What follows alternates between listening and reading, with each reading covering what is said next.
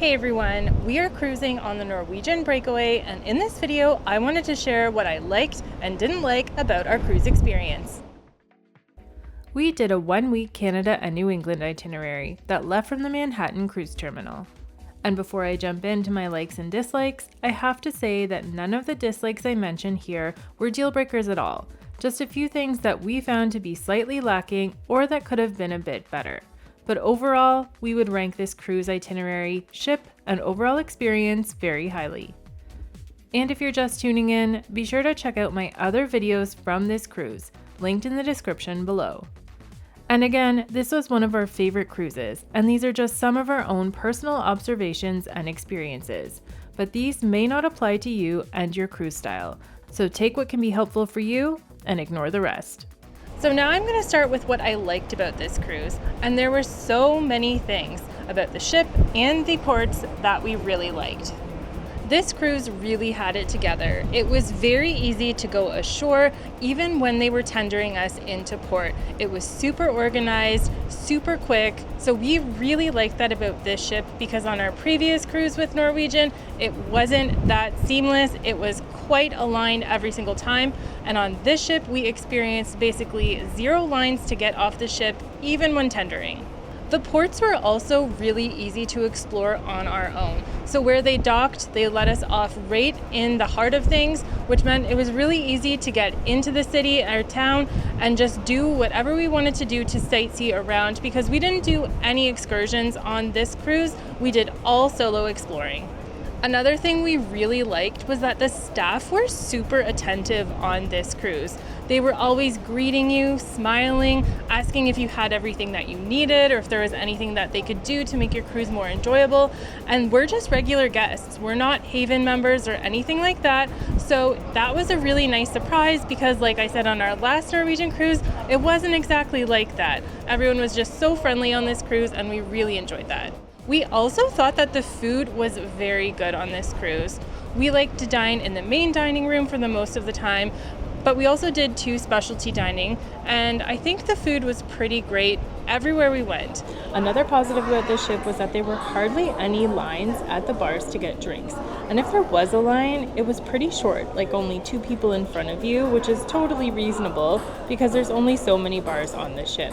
But on our previous NCL experience, we were waiting 15 to 20 minutes in line no matter which bar we were going to get a drink.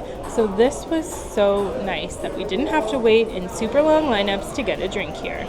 And one more thing that I really liked about this ship that I completely forgot about until we just walked through it again was the buffet. The buffet had almost no crowding, no big long lines, no pushing and shoving. It was the most enjoyable buffet experience we've had on pretty much any cruise ship we've been on, and I think this one's our 10th cruise. This ship also had a lot of different types of entertainment, so whether you were looking for a sing-along, trivia, doing deal or no deal game show, watching a show at Sid Norman's or in the theater, there was just so much to choose from, so you really had to try to be bored on this ship. And the final thing I really liked about this ship was that they don't allow you to reserve seats around the pool deck. If you leave your stuff for more than 15 minutes, there are signs everywhere saying that it will be turned into the lost and found area and you would have to go pick it up later so that someone else can enjoy that spot. And I think that's great because there's so many ships you go on where people put down their towels and their stuff and they don't use that chair all day. So I really like that they have those signs, and we did see it happening where stuff was being removed from the chairs, so that's a big thumbs up from us. So now I'm going to switch over to what I didn't like about this cruise. We dined at the Shanghai Noodle Bar for one of our dinings, and it's a complimentary restaurant. However, we just didn't like the atmosphere. They sat us side by side, and that was kind of awkward because we were looking across at 2 strangers, and it was really loud. It was located right in the casino, so you got all of that smoke from the smokers in the casino. So it just wasn't a great experience in that regard.